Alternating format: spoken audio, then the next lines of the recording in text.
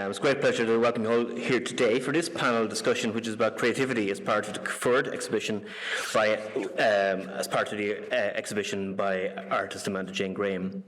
This project is a result of a 2-year collaboration between Amanda and the Hair and Beauty Industry Confederation of Ireland. It was developed as part of SPARK, an artist in residence programme developed by Leitrim County Council's Arts Office and Local Enterprise Office to encourage collaboration between artists and conventional business. Within this project, there are various parties who all had specific requirements. For Amanda, art practice is autobiographical and autoethnographic in that she interrogates her own narrative. The Coiffured combines these critical areas of Amanda's life: art practice, sociology, and 2 decades she spent as a hairstylist. Havic's mission was to ensure that the industry is truly valued for its significant economic and labour market impact, and to have the entrepreneurial and creative nature of the industry valued and the reputation of the industry held in high esteem. Spark as a project is underpinned by the belief in the value of creativity throughout society. While this project is a uniquely creative endeavour and testament to everyone involved, for Leitrim County Council is an exemplar of how creativity in any environment, when supported, can have hugely important impacts on society, our economy and all our lives. And while the partners involved all have unique objectives, the fusion of ambition and creativity has excelled this project to deliver this exhibition, which we hope is thought-provoking and inspiring. In 2021, it was one of 9 projects supported by Creative Ireland as part of the Creative Communities Economic Action Fund. And this project would not have been possible without the support and funding of Creative Ireland and Leitrim County Council, Leitrim Enterprise Office, the Arts Council and Image Skillnet. Equally, would not have been possible without the support of so many who contributed their time, knowledge, expertise towards this project. Thanks in particular to Margaret Doherty O'Rourke, CEO of Habic, to our amazing project manager, Jolene Lynch, to Simon and Colin here at the Archive, who have been so welcoming, supportive and helpful, and to Mark and Martin on all things electrical. The Spark programme explores how creativity can add value and find unique purpose in different contexts. Specifically, it provides the opportunity for artists and businesses to explore ways by which what it is that an artist does can have benefit for both the artist and the company. In this panel this afternoon, we're looking to unpack those ideas. We don't seek to define creativity, but rather to explore different ways that people interpret creativity and how it can have unique utility for us as individuals, as communities, as industries, and as a society. I'm delighted to welcome our panelists here, and I want to thank them for their time today to be here with us. And second along the way, we have Amanda, the artist, Dr. Jonathan Price, who's lecturer in creativity and enterprise at the University of Leeds, Damien McGlynn, the director of CREATE, the National Development Agency for Collaborative Arts, Professor Kirsten Maid, president of University of Limerick, and Roberto de la Iglesia, the director of Conexiones Improbables in Bilbao. And to our chair for today, Dr. Declan Long, who's the head of doctoral studies at NCAD and co-director of the MA of Art in the Contemporary World. And so, without further ado, I'll pass over to Declan. Thank you, Philip. Thanks everyone for coming. Can you hear me okay? You can all hear? Yeah. Great to be here and great to have this opportunity to talk with Amanda and this group of esteemed professionals and scholars. We're going to give everyone sort of 10 minutes or so of either presentation or provocation or whatever you want to do, and Roberto will present more formally from the panel when we get to the last of these slots, and then we'll be as conversational as we can while we go. What we're talking about is creativity. We're beginning from Amanda's project and from the opportunity it offers to expand, informal and formal understandings of creativity, to make us think a little bit about what counts in the creative field, in the creative sector. And from that, we can reflect on what the notion of creativity means to us personally, socially, politically. We know that the term has value. We want to be able to think about what kind of value, for whom, to what extent. And we know too that creativity sometimes can be used differently to different ends. We see an awful lot of understandable interest in diversifying creativity. That's partly why we're here today, to think about that. Do we diversify it so much that we empty it out of meaning? We have to think about that too. Does it mean to, does creativity have some specific, impact or some specific value that we can't generalize too much? Maybe we can explore some of these ideas as we go. But we'll begin, as I said, from Amanda's project and from her amazing exhibition. And in doing that, Amanda, maybe you could just start by telling us about the exhibition. Well, as Philip said, it combines the visual arts, sociology, and hairdressing. And he also said our practice is autobiographical and autoethnographic.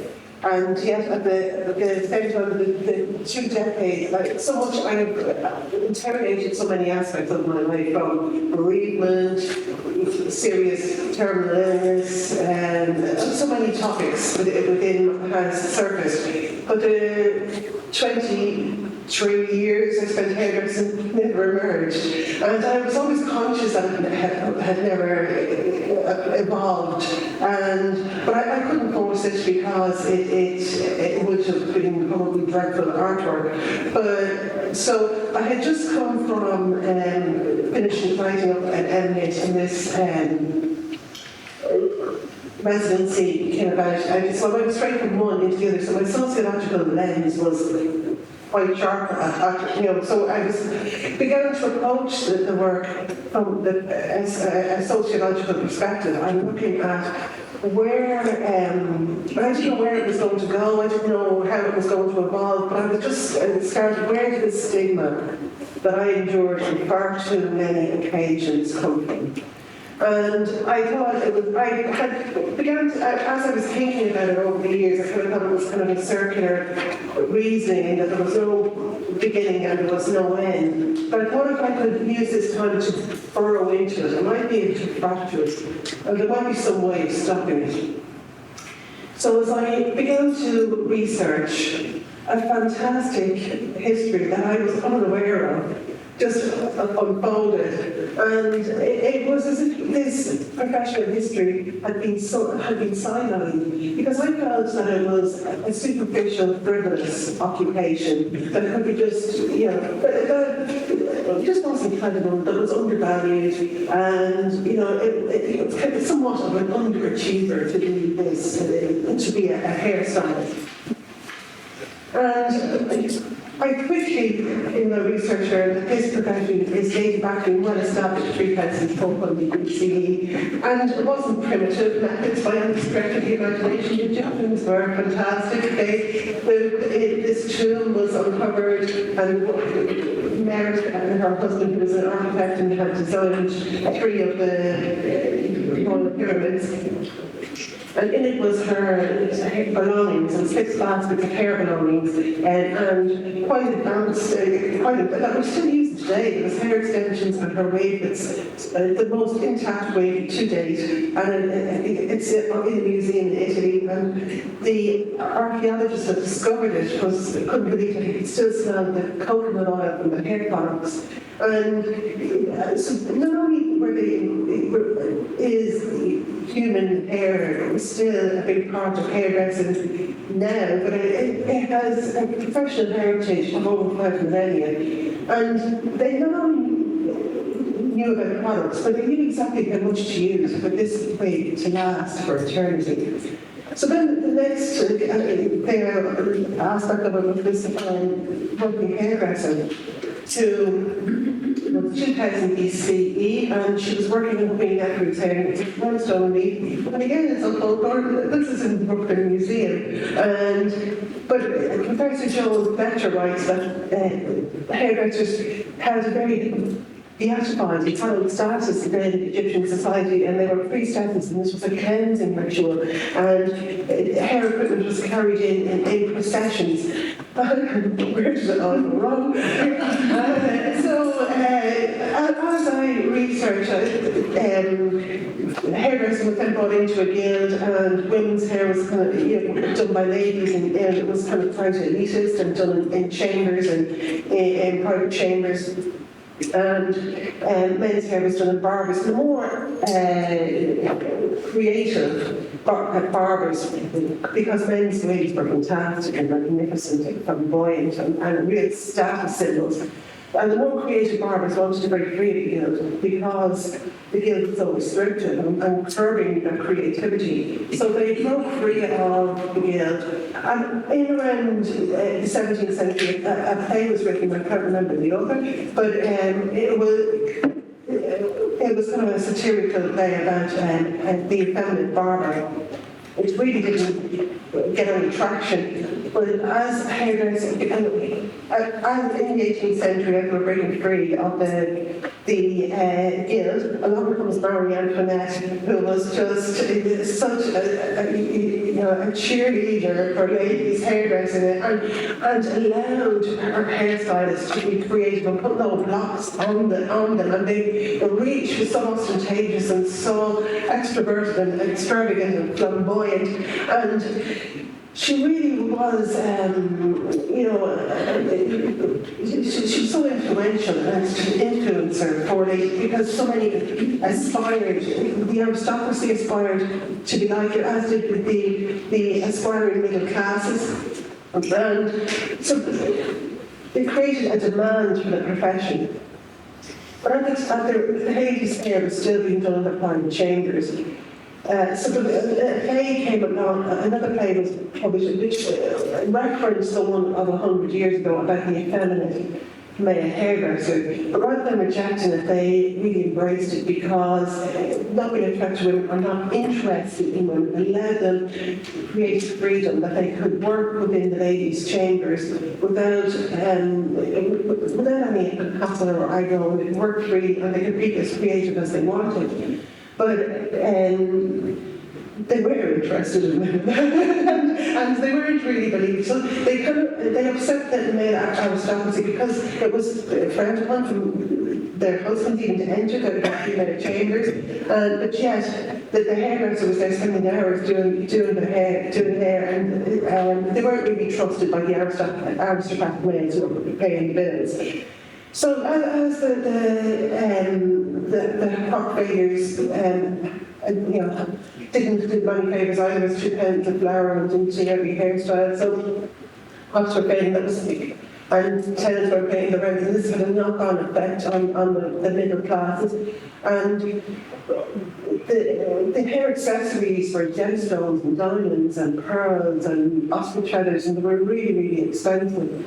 So people were getting into debt, and Marie Antoinette's lady in waiting was posted and saying how much debt, and marriages broke up because of this debt. So they annoyed, they got the blame for that as well. And then because with the top failures, bread was becoming so expensive, and so people were hungry and couldn't afford to eat them. So the working classes, they could feed a family for a week on a hairstyle. They went to flour that went into a hairstyle. So Professor John Coiffured said that hairdressers were comprehensively blamed for starving people. So they denied every social class, through a lot of it no fault their own, apart from the fact that they didn't fit the stereotype of and they weren't actually believed. So how that the gay male hairdresser has continued and is still so prevalent today, because they weren't believed at the time, but yet it has stuck. And so that's where that came from. But then I was kind of very disappointed to realise that it was an Irishman that kind of fortified and cemented the really negative stereotype of hairdressing. He was ultimately just protecting the social class in Britain. and his own interests, but that was Edmund Burke, who wrote in the Reflections of the Revolution that the career and the profession of hairdresser is not the fate of honor for any person. He wrote this, and he also stated from Westminster, and that was the sentiment of to uphold their social justice, because they were so afraid of the French Revolution spilling in toppling the monarchy in the UK. And there was terms like as common as Barbara's chair, and really derogatory statements. And but it was at during the 18th century, when they were looking for, hairdressers published a manifesto seeking artistic recognition for their work, importantly. And they used the example of Queen Berenice, who lived in the 2nd century in Egypt, and who has a constellation named after her hair because she sacrificed her hair to the temple and for the return of her husband from war. And they used the example, and they quoted, if it was Berenice's hair, before Berenice's hair was placed upon the stars, who can deny that she needed her aid? And so that was where that was the kind of the epiphany of the work. The gods had their hair done, and you look through art history and Greek and Roman sculpture, we talk about the beauty of perfection, and yet the professionals that created that beauty that was documented haven't really, how can you decide that? And with that, so has their history. So I went back to art history and reevaluated from the perspective of a hairdresser and articulated my findings in my drawing practice. And I used very 20th century motifs from the hairdressing industry: hood dryers, rollers, satin pins, hairnets, render brushes, to place the hairdresser within the frame of historical art. I picked artworks for a reason. And one of the Romans and Rollers, I was in a museum and a row of busts myself. And he looks like a drying couch, so I just had to stick a pull on the hood dryers on them. So it's a bunch of Romans and Rollers, but what I'm doing is, I hope that the arts will look at art history again and bring into the frame and into the discussion collaborators and contributors and professional inputs of those who's made a significant contribution to what we view today. So, It's just about exactly.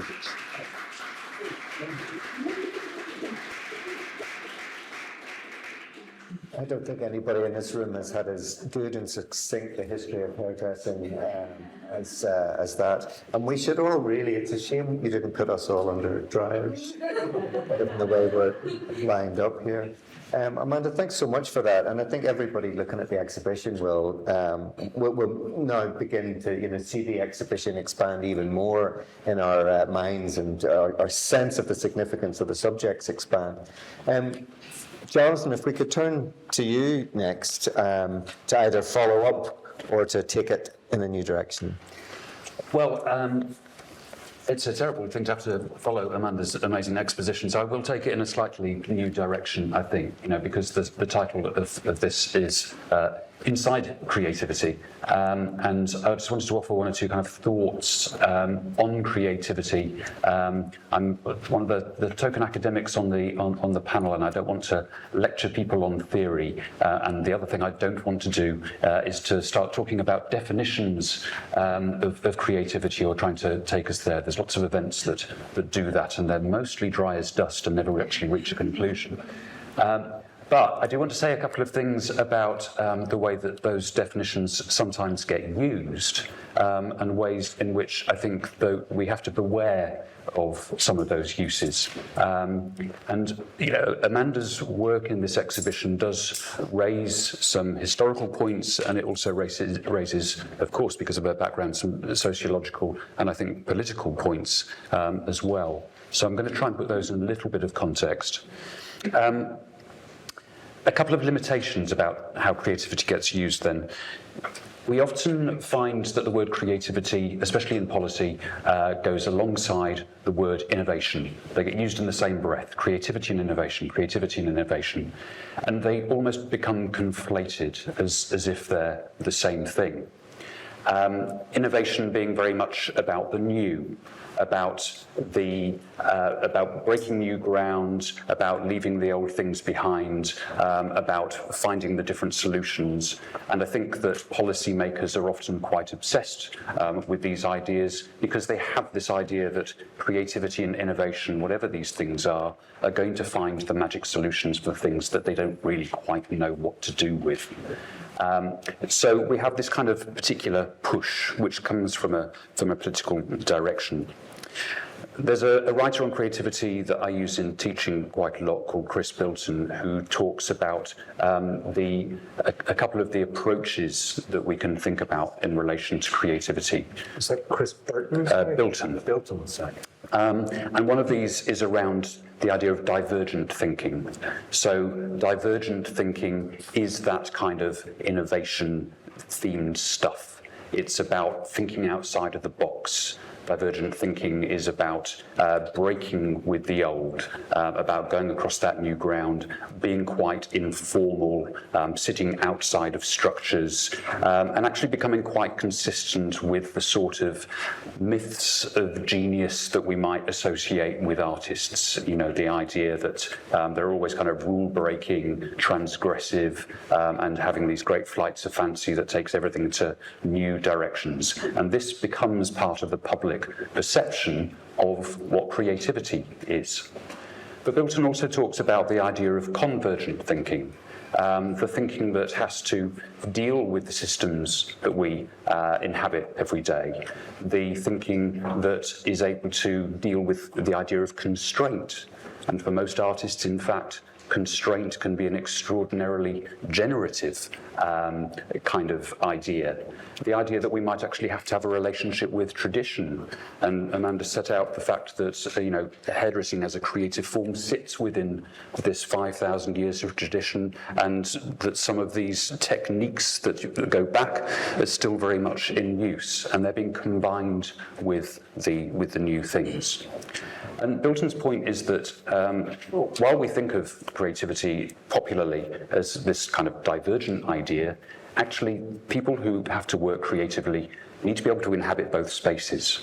And being creative is about having the ability to move across those different spaces and to relate them in ways that are actually useful, that aren't just about flights of fantasy that take us into new intellectual and abstract spaces, but connect back to the real world to actually make something, tangible, to get us to the place of that solution. So if you can't actually kind of cross that line and bring those things together, then arguably you're not really being creative at all. And the idea that innovation is always creativity is definitely something that I think I would reject. It's only part of the story. And if we overemphasize the idea of innovation, then we move away from part of what's really important or valuable about creativity. The other thing that I would say is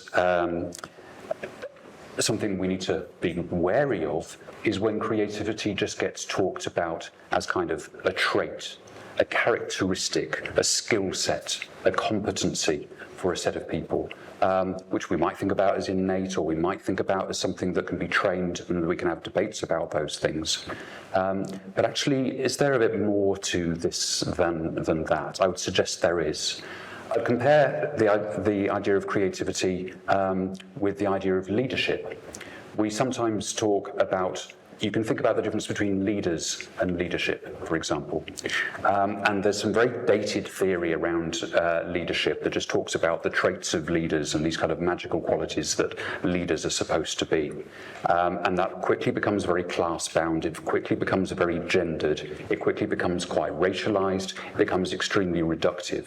And as soon as we associate one of these things with a particular class of people, we're in a difficult area and it becomes owned. But if we talk about leadership, then it starts to be much more about the wider processes around that. And I think that's what we should be trying to cling on to when we're thinking about creativity. It might still be something where we can't find the single definition, but let's not worry too much about finding the definition. Actually, let's live with the ambiguity a little bit. Let's live with the slipperiness of the term. Yes, creativity can be about creative people. Of course it can. There will be people that we think of as being creative, and I wouldn't deny that to them. And sometimes we think about creativity as being associated with particular roles, particular job titles, particular forms of work. But there's also creativity, sometimes we recognise it retrospectively in the products that have been produced or the effects that have been created. We go, oh, that was a creative thing that happened there. So there's something about it which is produced in the results as well. And I think much more interestingly is when creativity becomes invested in processes. We start to think about what are the set of circumstances that make these creative things happen. There was a conversation last night where somebody said, we talk too much about what creativity is, but I know it when I see it. That's the creativity as result kind of thing. So what are the things that have to come together, the stars that have to align? Because when we start talking about that, then we can begin to combine creative and non-creative people. We can start to think about the industries we sit within. We can start to think about the policy situations we sit within. And we can start to think about the constructive interventions that can be made that can work in the interests of the creatives and the form of creativity that we're interested in. And we can start to think about constructive things that can be done to make those people's lives better and to start to change the story that gets told. There's a problem, I think, in policy, which Amanda's already touched on. And we were having a Zoom conversation around this the other day as we were looking at the panel. We were talking about why does hairdressing not get included in the standard definitions of the creative industries? Well, we've seen that it's not because it's not creative. We also heard from economists last night, and we saw that it's not because it's not an industry. It fulfills all of those criteria. It's creating employment, it's doing all of these things that Amanda's talking about. So something's going wrong here, something else is happening. And it's because these terms are invested with political value. It's because there's power associated with these terms, and it's because there are stories being told. And one of the things that Amanda's research and artwork shows is actually it's possible to change those stories. Those stories change over time. I think that idea that the stereotype of the gay hairdresser actually came out of the profession itself and was something that was embraced and taken forward deliberately is a really fascinating one and quite inspiring in a way because it shows that it was something that was generated from within rather than something that was simply imposed. It also shows that stories have power and longevity and they have significance. So we have to think very carefully about the ones that we take forward. I think Amanda started a really important project here in terms of reclaiming some of that space and thinking about what is the creative industry of hairdressing and how does that become articulated and promoted and stories told about it in a different way. If that status can change, then what are the steps that need to be taken in terms of doing that?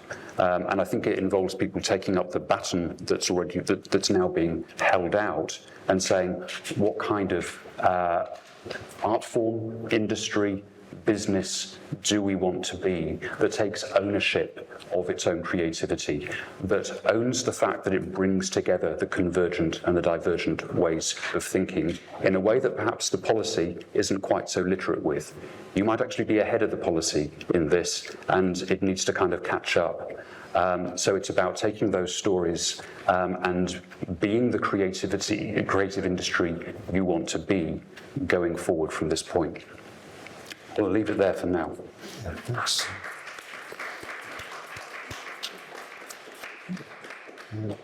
That was really brilliant, John. Thank you. And puts me in mind as someone who does a bit of youth football coaching, that you don't really, if you want to create a football team, want 11 players freely expressing themselves and innovating on the pitch.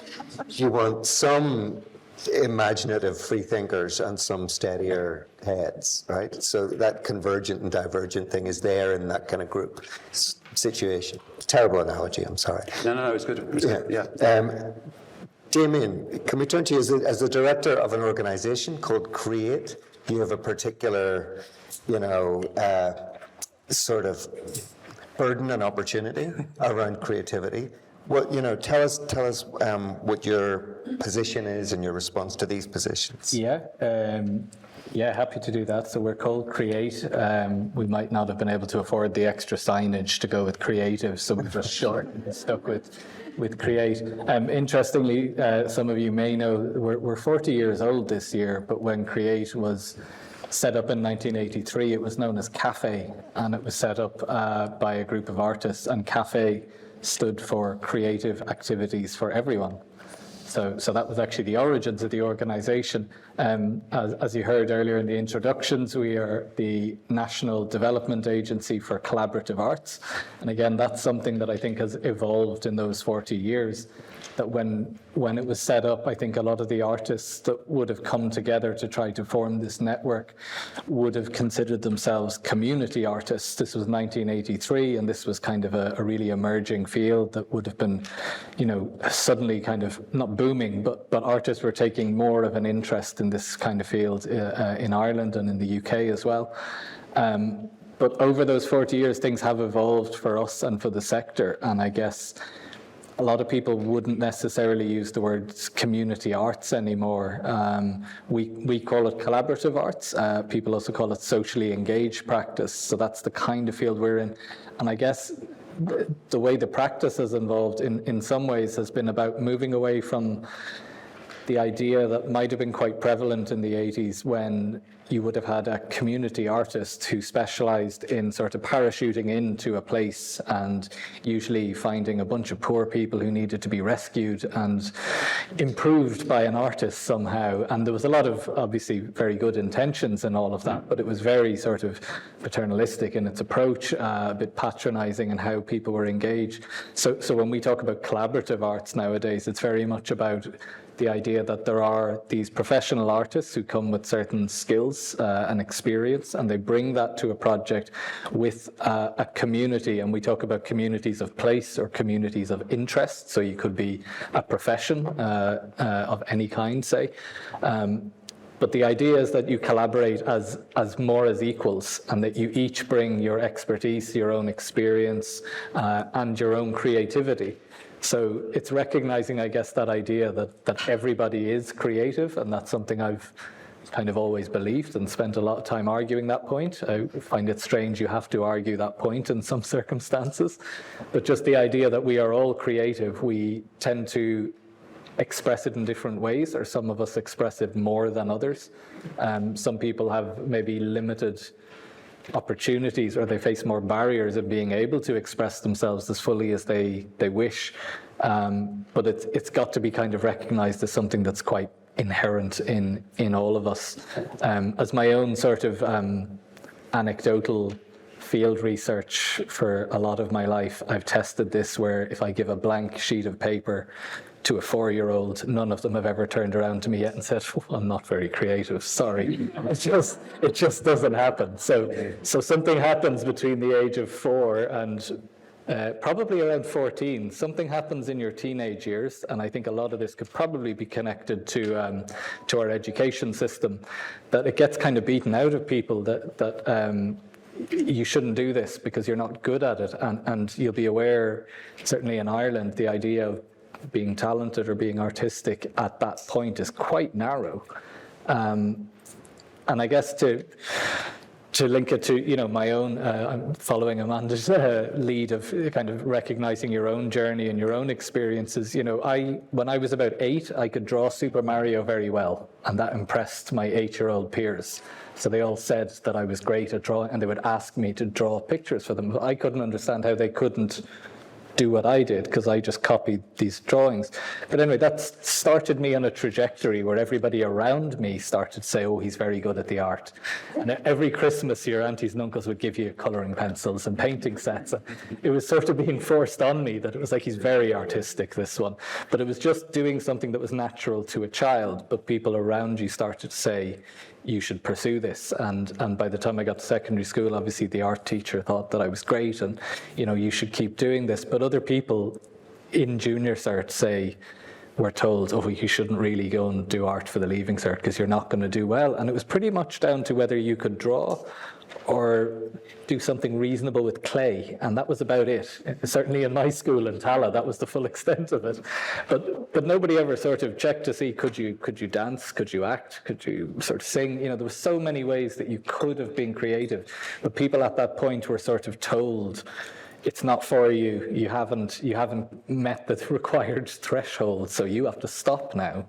And I guess in my career, I've done a huge amount of work in kind of engagement through galleries and museums and charities. And one of the things I've really enjoyed is projects focused on older people. And I've met so many people who kind of maybe retired and then they've gotten into doing whatever it is, painting or drama or something like this. And I've talked to loads of them who just said, yeah, I always really liked this as a kid, but I couldn't really do it. I didn't think I was good enough, or I wasn't brave enough. And then I went and worked in whatever career for so many years. And then I retired. And then I thought, you know what? I just don't care what people think anymore. And that was the thing that sort of flipped the switch for them, that they thought, I'm not looking for validation and I'm not looking for a career. It's just something that's really important to me and something I want to express. And they felt suddenly the freedom and the sort of confidence to do that and follow that. But they've all regretted as well that they waited so long and that they allowed some of those external pressures to hold them back from doing something that they would have loved to do. I'll wrap up in a second. I'm just thinking, following on a bit from what Jonathan said, for years in thinking about all this, I've been working on a secret Venn diagram that I am not ready to show the world because I don't think I've perfected it. But it is about terminology and it's about the definitions and how we think about these different things. And I think broadly, the smallest circle might be talent. And these may not be fully contained, they may be slightly overlapping. But the sort of talent, which is to me a bit of a subset of creativity, I think we're all creative, as I said, but what we're often judging people on is perceived talent. And then outside of that is the arts, because again, people conflate creativity and arts. And then the bigger circle is culture, which I think is a bigger thing again. And I was arguing this case yesterday. The minister, if anybody can correctly tell me the minister's full title. I know Sheila's in the room, so she'll correct me. So I think it's tourism, culture, arts, sports, Gaeltacht and media. Oh, that was close there, wasn't it? That was pretty close. But I was just like, why is there such a lengthy title on that department? Because I said pretty much all of that falls under culture for me, except tourism. So I was like sport, arts, Gaeltacht, all of these things to me, media to a degree, I guess. It's part of culture. They're all kind of cultural expressions, and I'm glad I'm not the first one to make a football reference here. I usually do. I remember years ago being at a meeting in London with a bunch of arts sector people where somebody from the Premier League came, and I was so happy because I just thought we have a lot to learn from them, not just in how they rake in a load of cash, but because they understood the relationship between talent. So you can have Lionel Messi or Cristiano Ronaldo, these guys that everybody thinks are brilliant at what they do, and they pay them astronomical wages, and they're very successful and famous.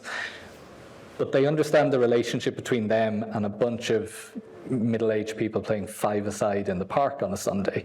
But these things are kind of reliant on each other. The people who play in the park understand the talent and the creativity of these sort of superstars because they're practicing it themselves. But equally, the talented performers recognize that they're reliant, and their income and their whole industry is reliant on those fans at a kind of a grassroots level. So I think there's this disconnect often in the cultural sector where we separate those things, and we talk an awful lot about audiences, and there are audiences, and then there's also participants, and then there's people who refer to as non-professional artists. The idea that and Francois Matarazzo writes a lot about this now, that if you're making art, you're an artist. And that can be quite offensive to people who have trained and said, well, no, I'm an artist because I'm qualified. But they can be defined as a professional artist because they've pursued this, they're qualified. But somebody else who is embarking collectively or individually on creating art is sort of necessarily an artist, because that's what you're doing. And I think there's just something about that Venn diagram and the language we use that we need to broaden without diluting, as Declan referred to earlier, but understand more how these things are connected to each other. There you go. That's great. Everybody's been very good with their timing. Yeah, it's very impressive. I'm reminded of the Scottish artist Douglas Gordon talking about his education and being very fortunate, he felt, to have had an art teacher who never told him to stop. Yeah. You know? So whenever he seemed to do something wrong or crazy or whatever else, that was a starting point. That was an opportunity. So, yeah, and I know even from my own children's perspective that sometimes they have been told, no, that should be a different color, a tiger isn't blue or whatever, you know, and you get the brakes put on when in fact something has happened that's interesting. Yeah. Kirsten, we'll come to you if that's okay. That's fine. A lot has been already said about hairdressing, the context of creativity, and I think Damien in particular brought in the occasions or the environment in which creativity is being nurtured or actually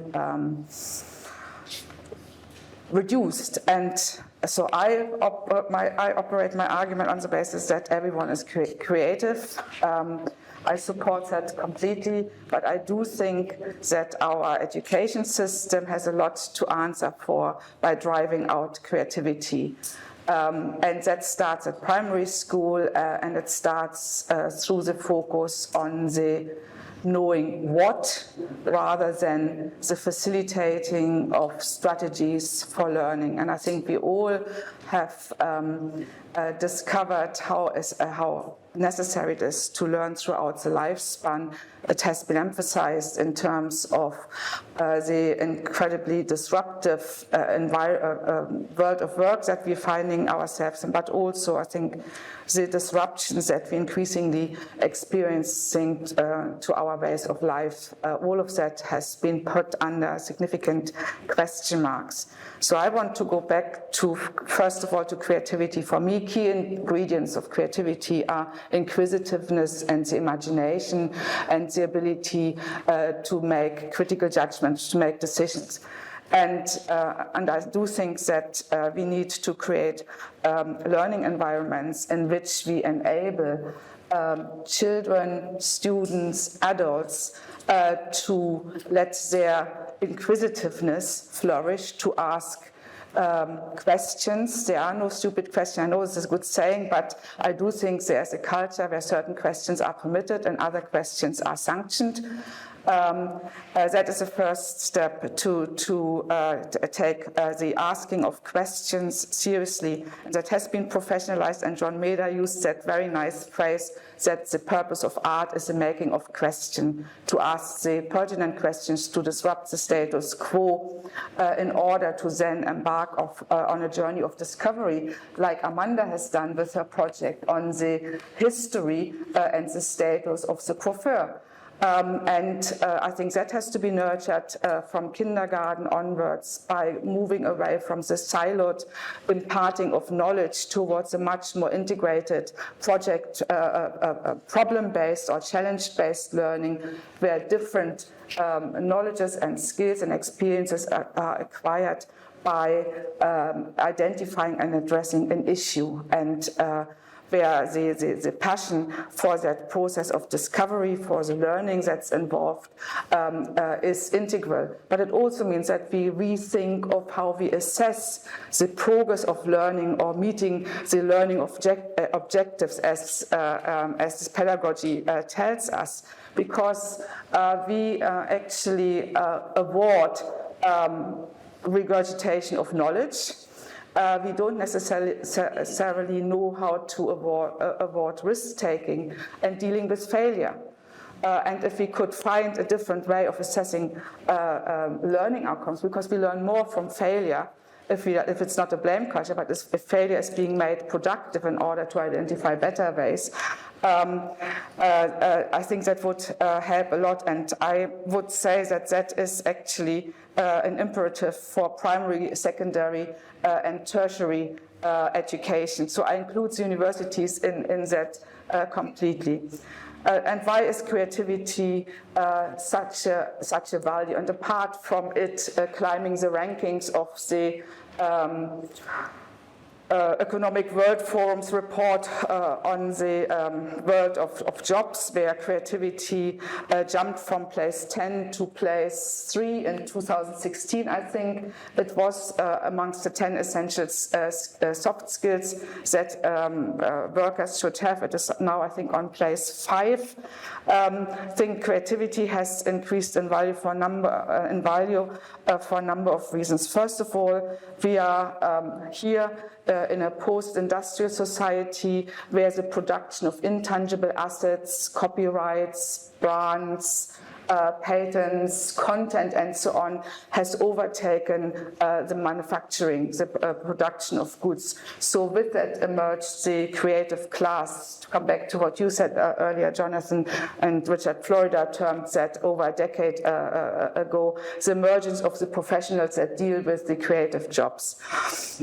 And that has been given a status, validation and status, including through policy making. And there has been an entrenched battle for the last 2 decades of what is part of the creative industries, as Jonathan said, and what is outside. One could argue that hairdressing is actually a significant part of the fashion and the beauty industry, but it plays a supplementary role rather than being the kind of profession in its own right, perhaps in that context.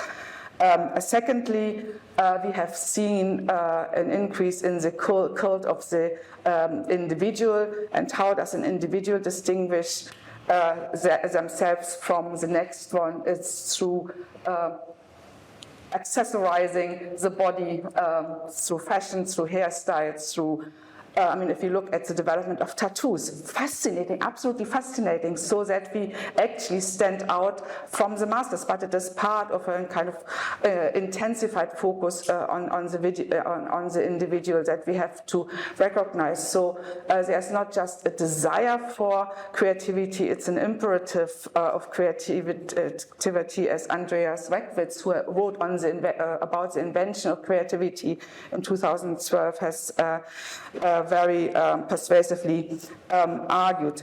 Thirdly, I think we are in increasingly volatile times, as I said earlier, so we're seeing the disruption of the professional fields through scientific and technological advances, digitization, but we are also incredibly challenged because we're living beyond our resources.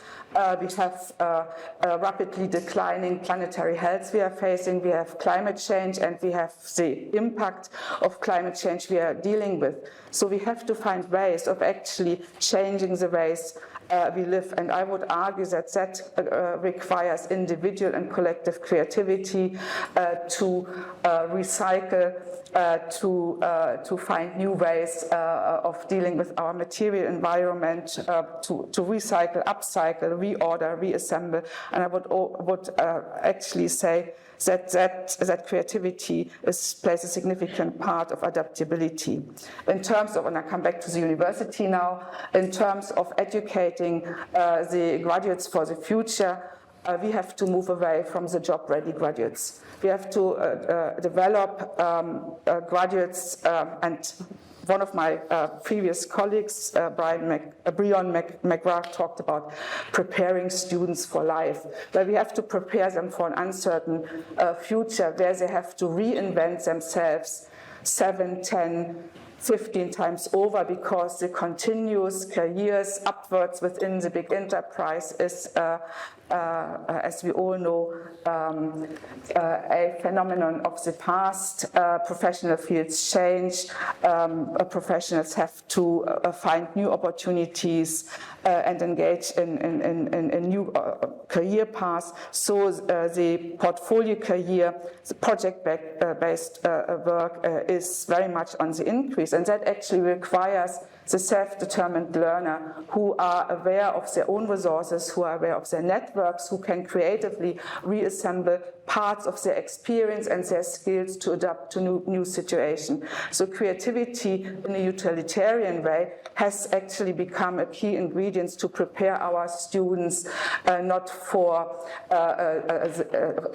in a job-ready way, but as a creator of opportunities for the future. And we all know that there is a significant shortage of jobs globally, of jobs by which people can earn a meaningful living. So that means new opportunities have to be created alongside the validation mechanisms, for instance, through social enterprise, through engaging in protecting our environment, et cetera, et cetera. And I think the sustainability agenda will create many new opportunities in which another area, and that is the creative leadership, will also come to bear, that creative leadership that focuses on the realization of or the creation of opportunities to make an impact on society for good. So I do think that universities have a significant part to play to integrate opportunities for the nurturing of creativity in all the program, not just in the creative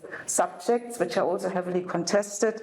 I think we need to ensure that creative subjects remain on the curriculum in primary and secondary school. And I have spent many years in the UK. I've seen how the creative subjects have been pushed to the margins of the curriculum. You don't have to do an A level, or you don't have to have any key skills, nor do you have to have creative subjects in your A level. You have to choose amongst 4 subjects, but it doesn't have to be anything creative. I think that's fundamentally wrong, but we also have to recognize, and it came through early on, that the recognition of creativity and the fostering of creativity is also class-based or socially determined. So I think there is a lot needs to be done in order to assure access to means of expressing, for creative expression, whether that is whether these are instruments, whether these are opportunities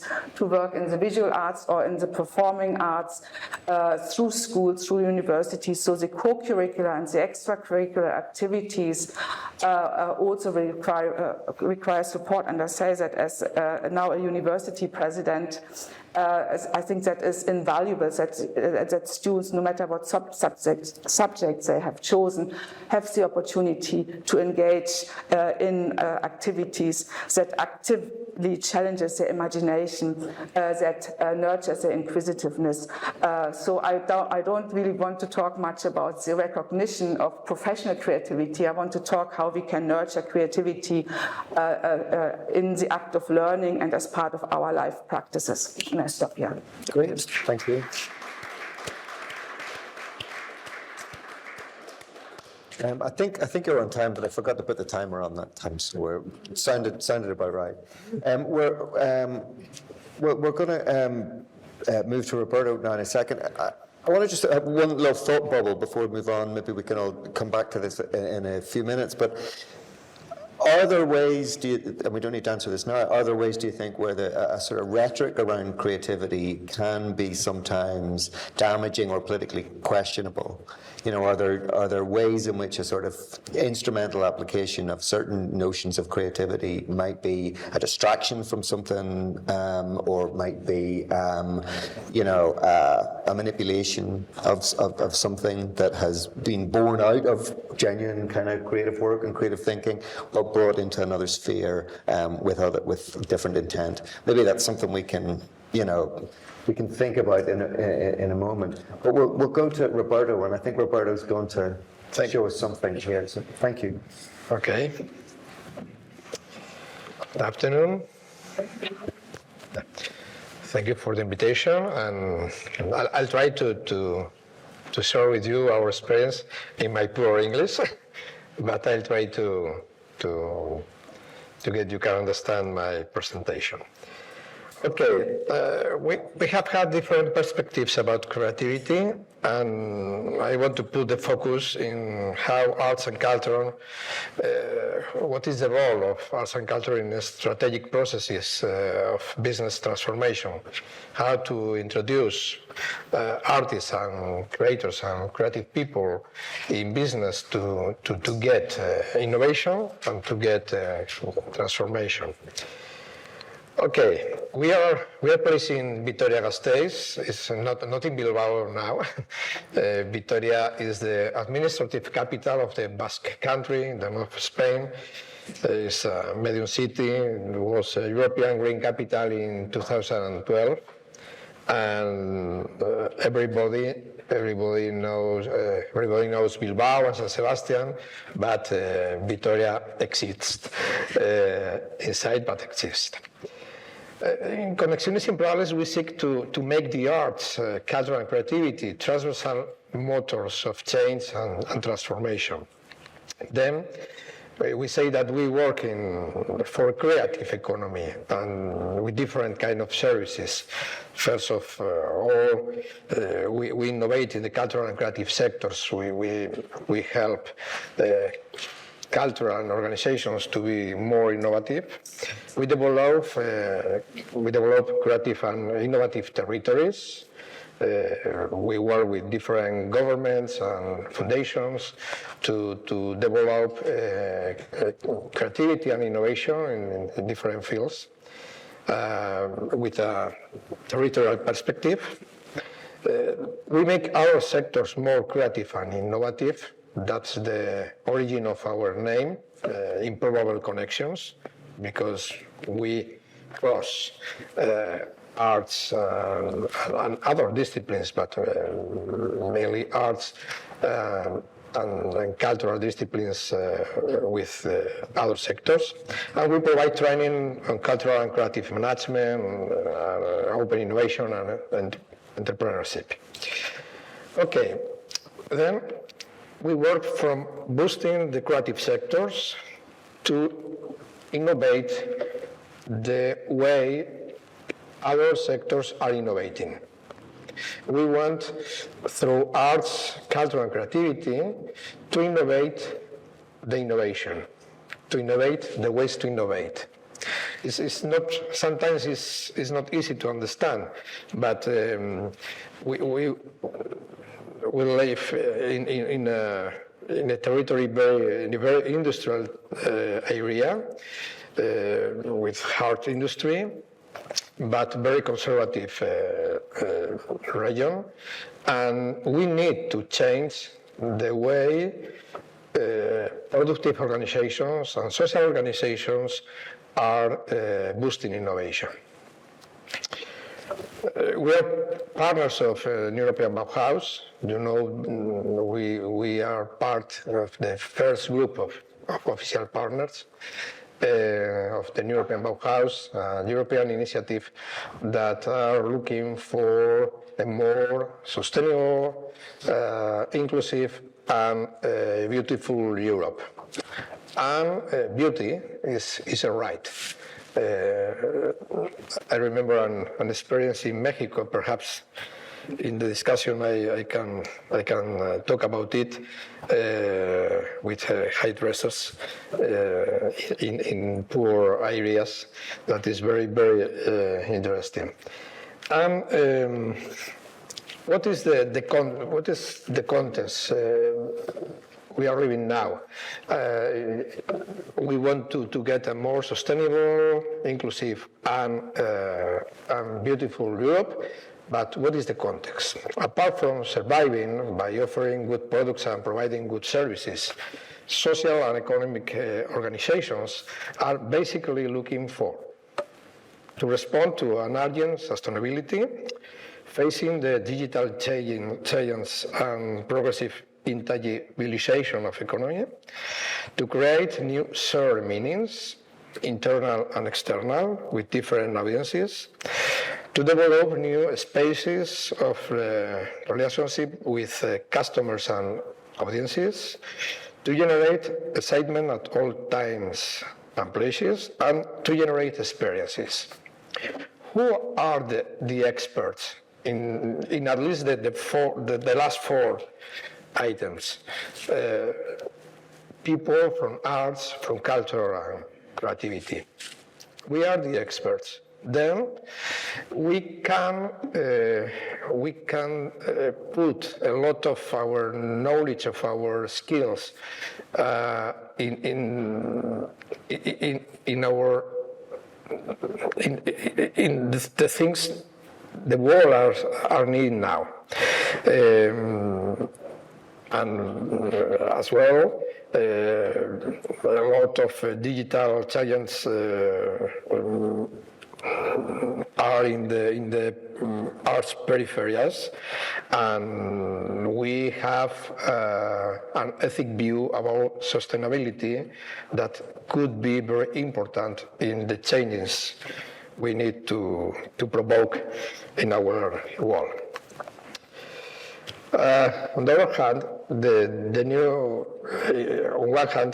new innovation framework needs the ability to generate experiences, imagination, the ability to work at the limits, on the margins, so typical of the creative world. On the other hand, the world of culture, and especially the world of the arts, needs to redefine its role in the world today, in a society where boundaries, where limits are becoming increasingly blurred, and new dialogues are emerging.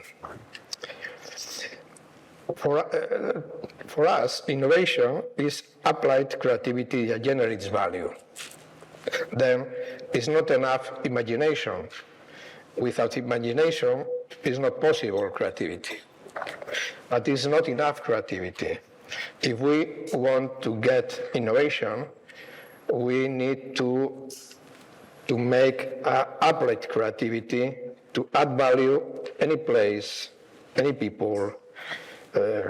Is not enough to be to have creativity. Then other types of connections are possible.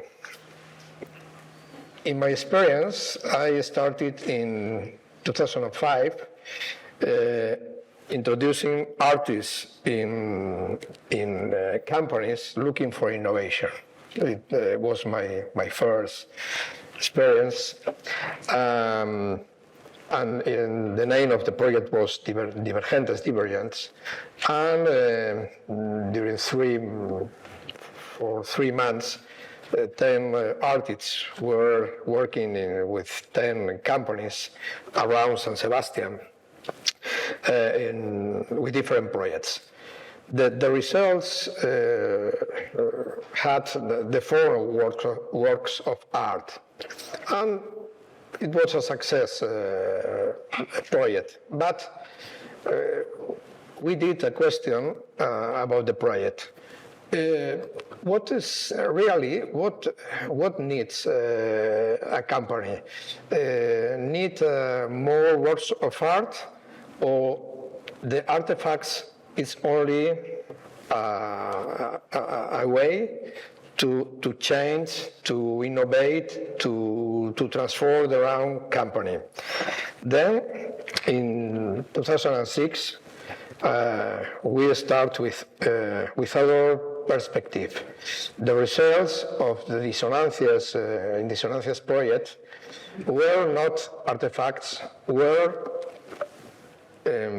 prototypes, innovation prototypes in companies. The core of the project was not the work of art. The core of the project was the creative process of the artists working with different kind of people in companies. Now we are running Conexiones Improbables from 2009. It's a methodology of open and collaborative innovation with a creative, artistic, and cultural base applicable to any sector of activity. It's a platform of hybrid and transdisciplinary projects for change and connectivity, and it's a community of people and organizations passionate about disruptive innovation.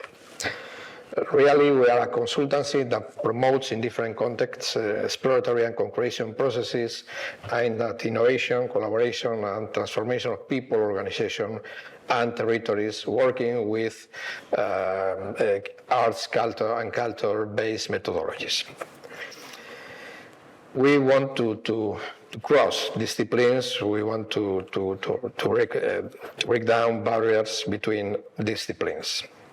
And we work with, we name unlikely, improbable collaborators that are relational, experiential, technological artists, creators, thinkers, creative professionals, often peripheral, through all kind of disciplines. Why we work with artists and creative professionals? Because these people act as researchers in a different way than scientifics, of course, but they are researchers. They are extreme users. They can find different possibilities to materials, to processes, to situations, to history. The good artists are good creative catalysts. They are critically divergent thinkers. They are contributors of multiple expressiveness, good communicators, generators of social sensibilities, and providers of systematic vision, of course, if they are good artists. We cross companies and artists and creative professionals looking for innovation in different aspects, in strategies, in business models, in products, services, experiences, technologies, organizational models, etc. And we work with the importance to mutualize competencies and incompetencies, to mix experts and non-experts. Because if there is not good answers, if you don't have the right question, we need to find the right question, then we can find the good answer. And artists can help us to find, artists and thinkers, of course, can help us to do the right question. But not only artists, non-experts usually can help us to find the right questions, because sometimes they do the questions from other perspective, very different perspective. Usually we work with very similar people. We say that we like diversity, but really we like diversity between similar people. We don't like diversity with real diverse people. And yeah, we say that we are very open mind, but it's not true. Usually we work with other people with the same studies that their life is similar that ours, and we speak about collaboration, and usually we only want to work with the same people, collaborate, but not with strange people. Okay. Then we are looking for positive conflict and creative disturbances with different tools. It's and some very short examples. I know you like beer. This is an example of a local pub. In a small city that in its 10th anniversary wanted to have their own beer, and working with an artist, with users, 10 users, usual drinkers, they designed a new beer that initially the idea was to use in the local, and now you can find this beer in different countries. It's a very successful project. Or how to work in Brazil with Santander Bank, it's a very big bank, with 7 million of customers and profitable, that they wanted how to get that this target could be not too much unprofitable, and we got working with artists to change the perspective, working with the idea of educational, emotional money. And really, it's a very successful project as well. Or how to redefine bicycles line in an old company. Orbea is a very famous bicycles company, working with a visual artist that doesn't use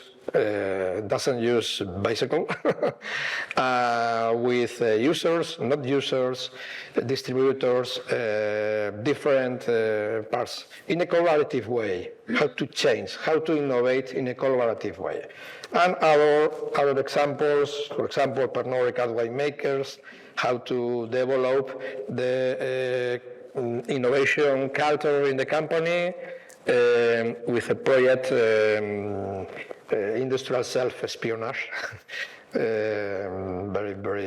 very fun. Different projects. Now we are running a new center. We have developed Center for Open Innovation and Creative Transfer in our city, because we think that it's very important to have a place where we can mix, we can cross different disciplines, different sectors, different type of people, different targets to look for innovation. Okay, if you have interest in how to train artists to work in other sectors, you can find these books, Training Artists for Innovation. You can find in the website. And I want to end with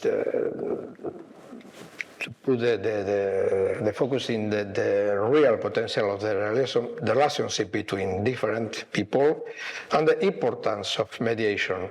It's not easy to work different people together, and it's very important, the role of the mediation. We need mediators to put in relation artists with different sectors. The potential is very high, but the risk to provoke mistakes is as well very high if we don't use a good mediation. I want to finish with this quote that is by Pavel Bachler from Manchester Metropolitan University. Society undoubtedly needs creativity and vision more than it needs works of art. It needs artists with their ways of doing things more than it needs the things they make. It needs them for what they are rather than for what they do. And if it needs them for what they do, then it is in the sense in which artists are producers of culture rather than of discrete artifacts which characterize that culture. If not now, when? Thank you.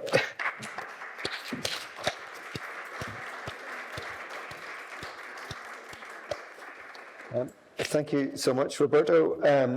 We are at 4:30 now, and I'll follow the lead of Philip and others. But if anyone has to go, you have to go. So don't worry about that. But what we will do now, I think, is as we respond to everything else everyone has said, we might open the floor at the same time just to make sure that you're all involved. It was mentioned earlier in relation to an educational situation, I think, that there are no stupid questions. So, let's not test that too much, So, we've gone this afternoon from the specifics of Amanda's project and a specific set of questions and propositions around a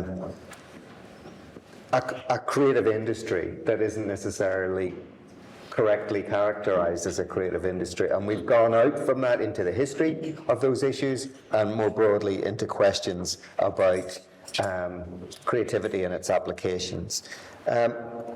Listening, you may have thoughts and queries and disagreements. Let's hear them. Question, and it's not about creativity, it's about your project. About 20 years ago, I did a master's in cultural policy and arts management, and I did a thesis on Irish male dancing salsa, as you do. And it turned out I went back into the history, and it was very similar in a way to the whole thing of the hairdressers, the dancers, and especially a male dancer. And, the stereotype is, that it was feminine and all that sort of stuff. Which reminded me a bit of a hairdresser. And so it was fascinating to me, purely personal recollections of the kind of, because dance is considered the Cinderella of the arts as well, so it's not really recognised as such. Just a personal thing. But I thought when you were the beautiful, thank you very much. All of you, thank you very much. It's really interesting. I just really quite by chance, so Well, I think Amanda and John, you both, in particular, others too, but you in particular were drawing attention to how very quickly in discussions of creativity, notions of sort of power and, class, gender, racial prejudice come into play. I know it's there in other people's presentations, but I don't know whether you want to follow Amanda or John from that point about something like men's salsa dancing being kind of, not given the status that some might feel it ought to have. I mean, what do you think about how that set of issues has been addressed this afternoon? Do we need to make more of it? Do we need to say more about these things? Sorry, it's slightly different. My point is the men's salsa dancing now, they really actually got high status. Right, okay. In the past, it was like the male dancers were expected because men didn't like to look at men. So that was a revelation for me, I didn't know that was the case. And a lot of, there were a lot of gay men attracted to that particular profession, but it also was branded. So, whereas, if a male dancer can dance salsa now, he's so slightly different. No. It's okay. I'll respond briefly. I mean, firstly, I think the idea of a thesis around Irishman Dungeons Dallas sounds fascinating. I think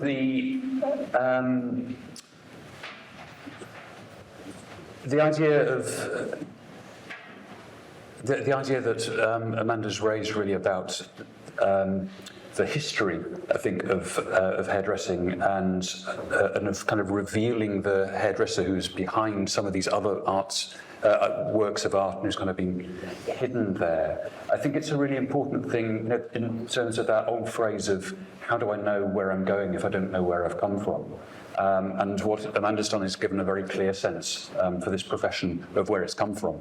And I think it's for perhaps others to pick that up and go, so where's this going to go now then? Because what it also says very importantly is about the way that some of these issues of status, and your work suggests this as well, can change. They're not fixed, they are fluid. They feel like they're fixed when we're inhabiting a particular moment and we look around us and we just can't see the possibility for change. But actually to zoom out and take that broader view is really, really important to do. And I think that's where an artist looking intensely at something to reveal different patterns, different landscapes, the artist working as a researcher is a really important contribution, and perhaps part of that last quote slide that Antonio was raising. There's one just quick thing I wouldn't mind, Amanda, you following up on, and don't feel too put in the spot here if it's something you don't want to respond to, but a lot of the history dealt with quite elite situations of hairdressing, where people who had power and privilege were in a situation of being kind of served and supported and so on. I mean, today, one thing we might think about usefully would be the sort of class dynamics around this and the ways in which, there's a term in Michel de Certeau's The Practice of Everyday Life where he talks about surreptitious creativity, or the kinds of undervalued forms of creativity within the society that don't go recognized with, as sort of art and culture. But, like within, members of working class communities in Dublin, for instance, hairdressing, makeup, nails. We had a student in NCAD last year who did a whole project about kind of, nail salons and so on, and about the way in which these are, essential parts of kind of certain working class communities, collective understandings of kind of creativity, I suppose. Where does sort of class kind of figure in your thinking around hairdressing or around its significance today? Well, there's a huge status given to academic qualifications, and as you say about school, and the sanitary story, if you listen to it, a lot of I interviewed the 70 stylists, a lot of them talk about how school, that they weren't great in school didn't fit them. But it wasn't school I would say school fails them. So, and I don't know it's so much about class as about stances, because there's this, it really is having an academic qualification, as one of the slides say, is incredibly very important. And to not and we also, it's academic qualifications are so important to secondary schools because they're listed and published in the paper. And there's also you saying about sports, but there is sports scholarships to universities. There's academic scholarships to universities. Is there creative scholarships to universities?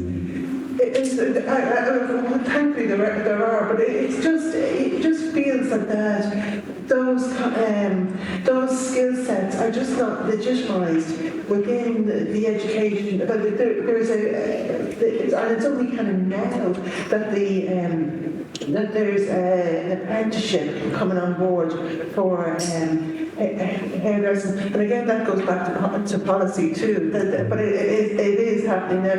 But I don't think it's as much a class thing. And the thing about hairdressing, going back there, that it was kind of considered dangerous was the social mobility and the access to the classes that hairdressers navigate every day. So a barber could have Ireland's wealthiest man in the chair, and in the next week somebody of job seekers, so they navigate class all the time, and there is a huge social mobility within hairdressing that you can work 1 day a week.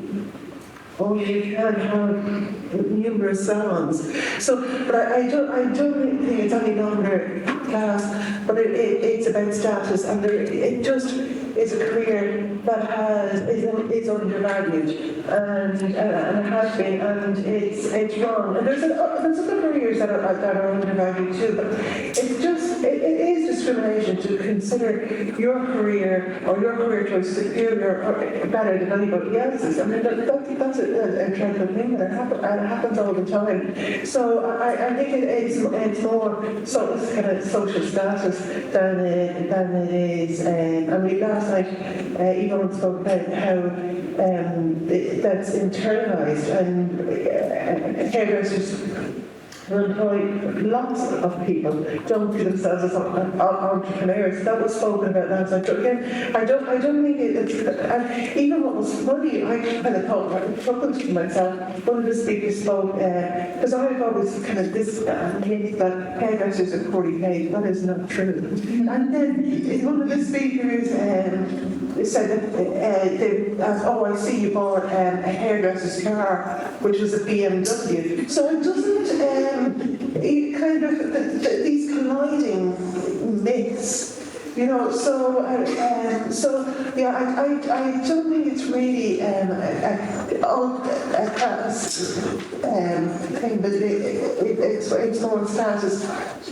And sadly, the saddest thing about Burke's bigotry is that it didn't stay within Ireland and the UK, but it's gone everywhere. You hear like accents from New Zealand that say they're embarrassed to say they're a hairdresser because of the reaction they get.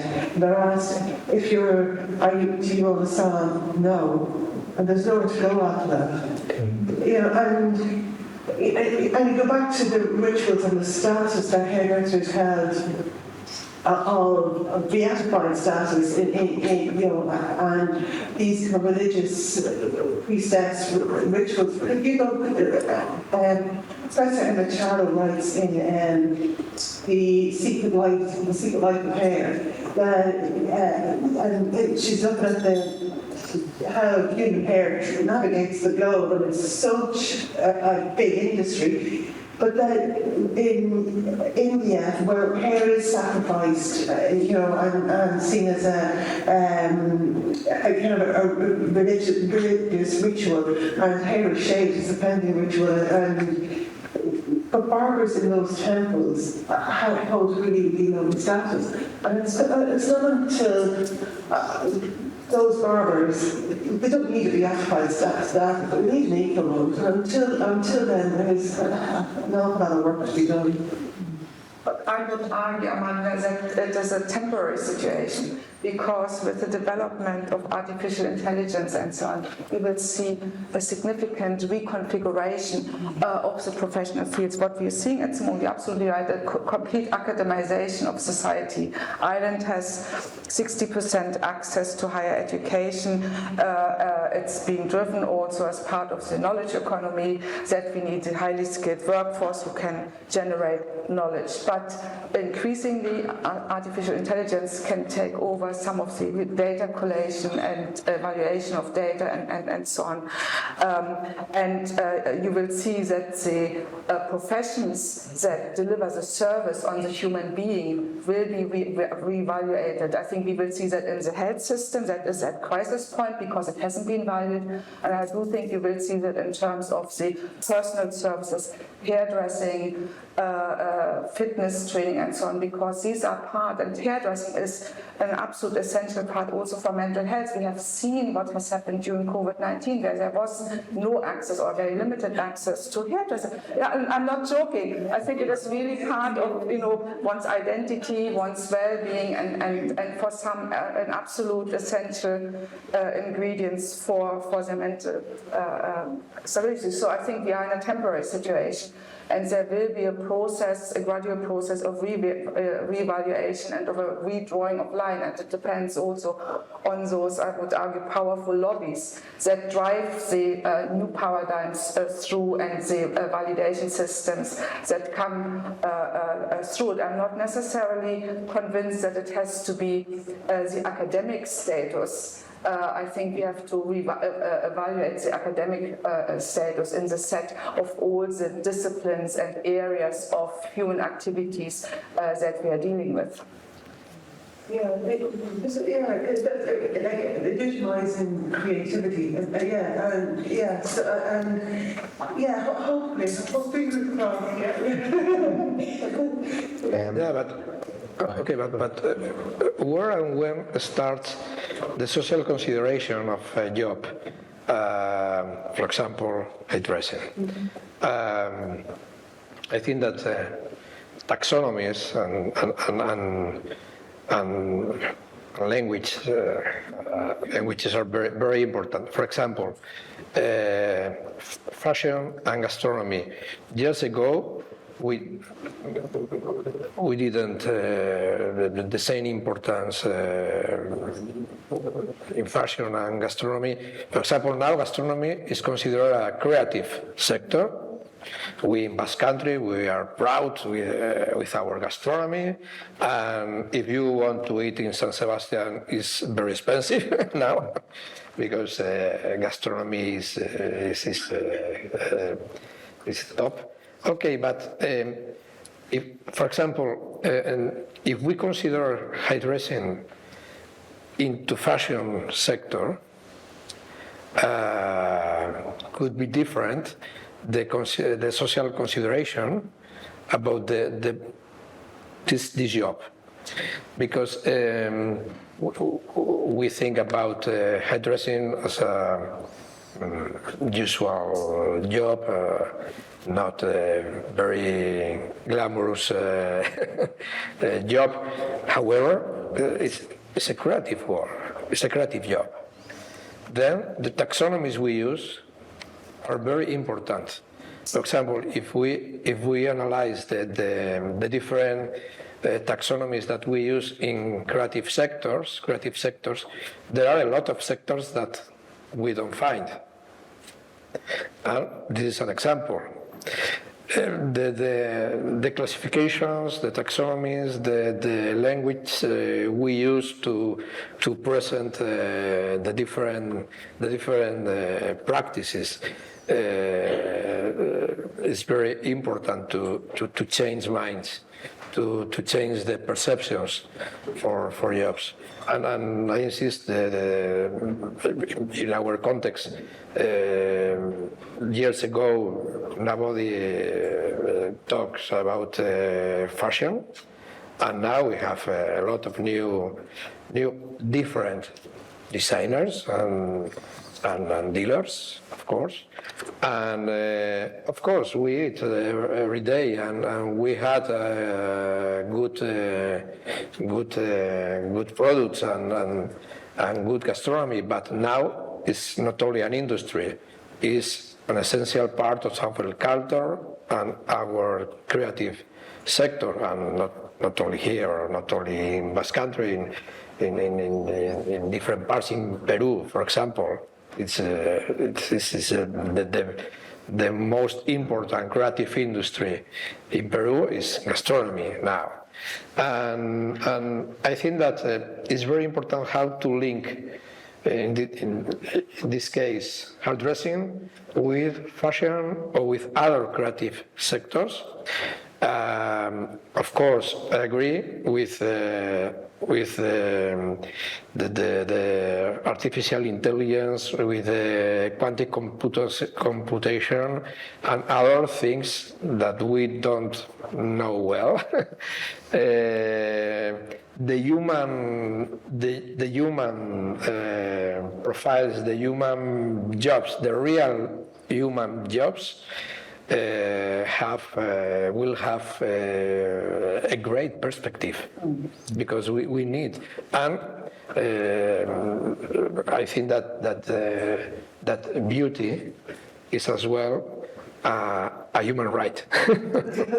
I think just, Ruth had a question, there was a question over here too, so we'll just jump to those and then Philip as well. So we'll just take these two quick questions and then we'll see where we are. So Ruth, do you want to go ahead? Yeah, it just, I mean, my immediate reaction was when I came in was when it prompted some thought, it made me think about Emma DeBerry and her book about Don't Touch My Hair and like diversity. You know, the basket weave and the connection between that and maybe pomp or, you know, these ritual African weaves, you know, and the pomper. So I was interested in that aspect because she's written such an extraordinary history, social history of hair and its meaning, and also the hair being the informal economy, but also the first millionaires were people who, you know, Madam Walker, who invented the products for hair. So you have this first millionaire woman from products for hair, and it's so timely with you brought up then. I was thinking about it, and I was thinking about how timely it is, or how we realised how necessary hair was in lockdown for everybody. It changed how everybody looked, and it became a huge necessity, and it opened up a new, I think, informal economy. Because I know my nephew is doing haircuts at home, you know, which I discovered at Christmas, you know, and he taught himself online, you know. It was kind of extraordinary. So. We'll take that and we'll take the other one at the same time and wait and see if everyone can respond to both. I suppose, Yvonne Delaney from the University of Limerick, I suppose my thinking in terms of the whole hairdressing industry, I've been involved, and as Amanda Jane said last night, you know, in the hairdressing industry and educating hairdressers for the last, I suppose, 10 years. But I see the real importance was, you know, SkillsNet, the availability of funding to provide programs. We now have the apprenticeship program, which will bring policy in place to bring structure to the trainees, the new people coming in, and we already at the University of Limerick have general programs, and I know, Thomas, you talked about that. We haven't created a separate program for hairdressers. We've created programs to integrate the hairdressers in with the leadership, you know, to teach them leadership, to teach them entrepreneurship, because that's how I actually see them, as entrepreneurs. So I think the funding through the government, the funding through the SkillsNet is really important, because that will create, you know, a drive to encourage the education, encourage the creativity, encourage the entrepreneurship. But that's not to say that a lot of hairdressers or hairdressing companies have not been investing, you know, in training of their people ever before we had the apprenticeship or ever before we had the SkillsNet. But I think that the wave of the SkillsNet, the wave of the apprenticeship will bring it up or bring it back to where it should be. Just a comment more. Yeah. Does anyone want to respond to anything from either of those two comments? No problem if you don't. I think the only person qualified to respond to the first one is probably Amanda, whom I'm sure will have interesting things to say. If I can just respond to the second one. I think it's very interesting what you're saying about bringing people from different backgrounds on board with those kind of courses. So you're not trying to teach them their skills, but you're trying to teach them how to operate in the world. And I think that's really important. Damien mentions, I must prize his Venn diagram, his draft out of his protective custody. But it was interesting because it differentiated between talent and creativity, which again are two words we often use in the same way. But actually, if we don't have the structures right, then we don't create the situation where the talent can become creative. So we have that drain, and we have that waste, and we have the suffering that causes people, you know. So really, really important that, you know, our sector takes on that kind of responsibility.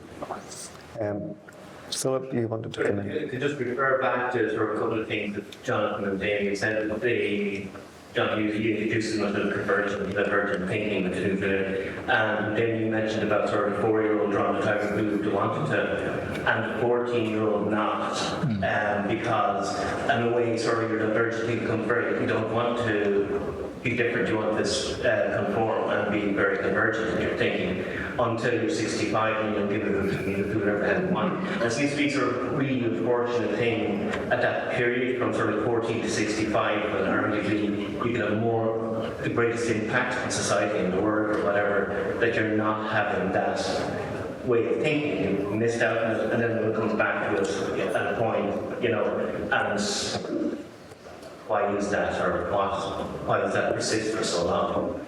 Yeah, I would see that kind of reluctance as one of these kind of awful tragedies of the world, and a lot of you have probably had that experience if you've ever run art workshops in a public venue, say.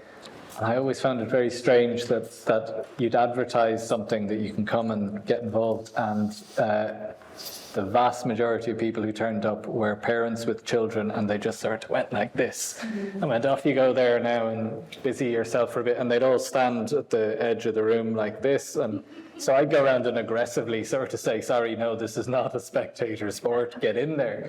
But they have that thing where they're just like, but I'm a serious grown-up and I have a job and I'm just here as a parent, and they just didn't see why they would get involved in that. And I mean, I was talking last night when we were here at the show, we were talking about some of the research that's gone on. I've been involved in a ton of projects with esteemed academics around the benefits of creativity, and in the last 10 years or so, there's been a mountain of research evidencing the kind of the health and well-being benefits to doing anything creative. And it's interesting that some of the research we were involved in with Daisy Fancourt at UCL was kind of showing that it didn't matter at all what you were doing. So you could be painting, you could be doing hairdressing, you could be doing absolutely anything, salsa, dancing, it's all good. One of the interesting things that came out of it was actually over time the benefits decrease. So you might get bored of salsa dancing and you need to try something else, and then suddenly you get that boost again because you're pushing yourself, you're experimenting, you're building your connections in the world with other people. So all of those things kind of, you know, they come from any of these different things. I was thinking about actually the question that Declan posed us earlier on that we completely ignored about kind of the terminology, and I guess that idea of creativity and being creative being adopted maybe in certain areas. And I would think that some of the stuff we've referred to about the world of work and the direction we're going, those words have been sort of co-opted a bit and quite kind of commercialized. You know, you now have creative agencies that in the past we would have called them advertising agencies, but they're now creative agencies, and they've adopted that. But you also have the thing that I find quite funny, that if you go down the Docklands, you'll find Facebook and Google and whoever, and they set up their offices. I think there's a reference a bit to this in your essay, Kirsten, about they're setting up their way of working in a very creative way that actually, to me, is more reminiscent of an artist's shared studio or being in an art college, that it's set up to encounter other people, to share ideas and bounce things around. But if you go to the offices of most arts organisations in Dublin, it's just leaky pipes and, you know, grim little basements and things like that, because we don't have the resources. But there's something about this shift that they're sort of, the kind of commercial industries and tech in particular are sort of grabbing hold of these ideas of creativity, and that's become quite prevalent. And there are also ways in which, say, a related term that often gets used, something like radical, for instance. Yes. radical can mean the kind of crazy disruption where political leaders or corporate leaders wreck stuff, you know, quite purposefully. Yeah. Whereas in fact, what might be more important in some ways is, you know, holding on to things, you know, or holding on to rights, or, you know, maintaining, you know, decent degrees of kind of, you know, social bonds or Call that public the services. Elon Musk philosophy. Right, I mean, wreck everything. Exactly. You know, Elon Musk is a you know, a very prominent disruptor. You know, and it's a very damaging thing. Equally, we might talk about creative solutions to the climate problem.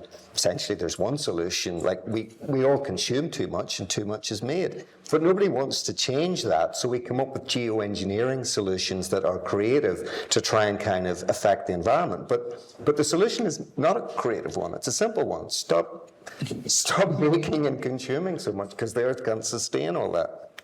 So the creative rhetoric there is sometimes an alibi or a distraction from really fundamental concerns and issues.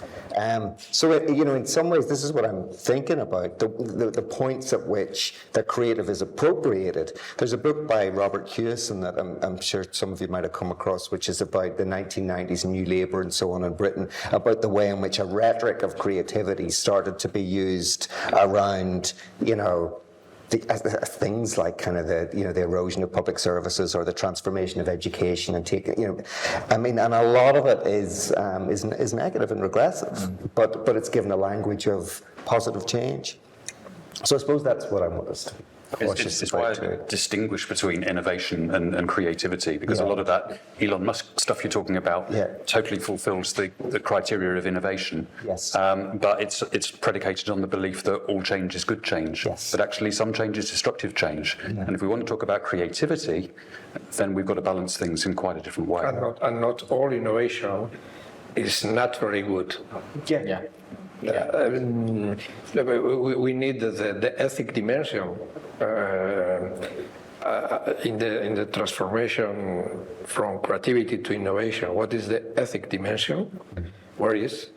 And I think that for arts, there is not possible aesthetics without ethics. And we need to think about this aspect, because we have a lot of innovation. Now, for example, in the evolution of artificial intelligence, we need to think about the human dimension of the digitalization and in all kind of practices. And another question that I put over the table is that culture and creativity are not only markets. We have culture without the market, out the market, and then we must not forget this idea. And in the same way, creativity.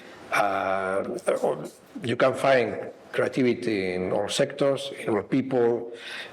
Sometimes we say creative cities. No, the cities are not creative, the territories are not creative.